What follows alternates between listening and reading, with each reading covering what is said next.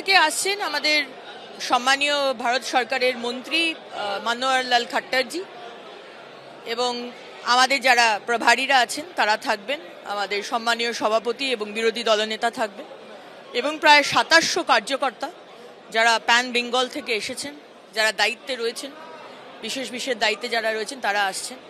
ইলেকশনের পরে আমরা আজকে এই ফার্স্ট টাইম আমরা এতজন একসাথে মিলিত হচ্ছি এবং আগামী দিনে 2026-এর যে লড়াই, সেই লড়াইয়ের আর 18 মাস মতো বাকি এবং একজোট হয়ে আমরা লড়াই করব। যদিও আমাদের এই দুর্নীতিগ্রস্ত সরকার, তৃণমূল সরকার এবং তার নেতৃত্ব যিনি দিচ্ছেন মমতা বন্দ্যোপাধ্যায়, অনেক চেষ্টা করেছেন 2021-এর পরে পোস্টপোল ভায়োলেন্স, ভয় দেখিয়ে, ধর্ষণ করে, কেস দিয়ে আমাদের ঘর ঢুকিয়ে দিতে, কিন্তু 2024-এও একই কাজ উনি করে চলেছেন।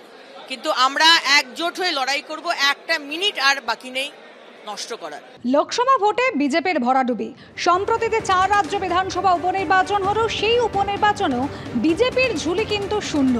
ভবিষ্যৎ পরিকল্পনা কি তা ঠিক করতে যেরকম বিজেপির রাজ্য কর্মসমিতির মেগা বৈঠক বসছে, তারই সঙ্গে মাথা চাড়া দিচ্ছে কিন্তু রাজ্য নেতৃত্বের একাংশের ক্ষোভ। আজ বৈঠক রয়েছে বিজেপির, সেই বৈঠকে ইতিমধ্যেই তার আগের দিন রাহুল সিনহা থেকে শুরু করে তথাগত রায়, সায়ন্তন বসুর মতন বিজেপি নেতারা তারা বিস্ফোরক অভিযোগ করেছেন রাজ্য নেতৃত্বের একাংশের বিরুদ্ধে। সরাসরি চলে যাব আমাদের প্রতিনিধি শিবাশিস মৌলিক এই মুহূর্তে রয়েছেন আমাদের সঙ্গে। শিবাশিস, একে তো ভবিষ্যৎ পরিকল্পনা ঠিক করতেই রাজ্য কর্মসমিতির বৈঠক, যেখানে কেন্দ্রীয় নেতারা পর্যন্ত উপস্থিত থাকছেন, কিন্তু তার আগে তো দলের অন্তরেই ক্ষোভ, সেই ক্ষোভ সামাল দেওয়া হবে কি করে? অনুষ্কা, এই মুহূর্তে আমি দাঁড়িয়ে রয়েছি সায়েন্স সিটি অডিটোরিয়ামের সামনে এবং সেই সায়েন্স সিটি অডিটোরিয়ামে আজকে কিন্তু একেবারে মেগা বৈঠক, যার পোশাকি নাম বর্ধিত প্রদেশ কার্যকারিণী বৈঠক।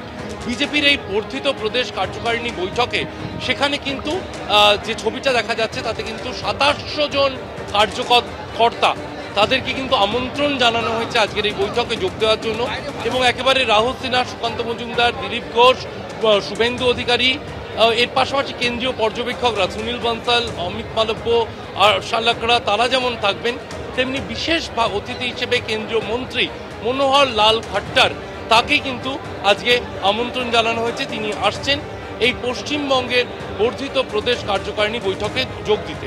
কি কি বিষয় নিয়ে আলোচনা হতে চলেছে? লোকসভা ভোটের পর এটি প্রথম প্রদেশ কার্যকারিণী বৈঠক। সেক্ষেত্রে অবশ্যই লোকসভা ভোটের একেবারে জেলা ভিত্তিক, আসন ভিত্তিক ফলাফল নিয়ে আলোচনা হতে চলেছে, তা বলাই বাহুল্য। এবং বিজেপি নেতৃত্ব যা বলছে তাতে আগামী 2026-এ যে বিধানসভা ভোট রয়েছে, সেই বিধানসভা নির্বাচনের আগে ঘর গুছিয়ে নেওয়া, হাতে আর 18 মাস সময়, এবং সেই 18 মাস সময়তে কোনো রকম সময় নষ্ট না করে তারা মাঠে নামতে চাইছেন এবং দলকে এই ভোটে যে বিপর্যয়ের কথা উঠে আসছে, লোকসভা ভোটে আশানুরূপ ফল হয়নি, রাজ্যের 4টি ঘর গোছাতে চাইছে রাজ্য বিজেপি, কিন্তু কিভাবে? শিবাশিস, তুমি আমাদের সঙ্গে থাকো।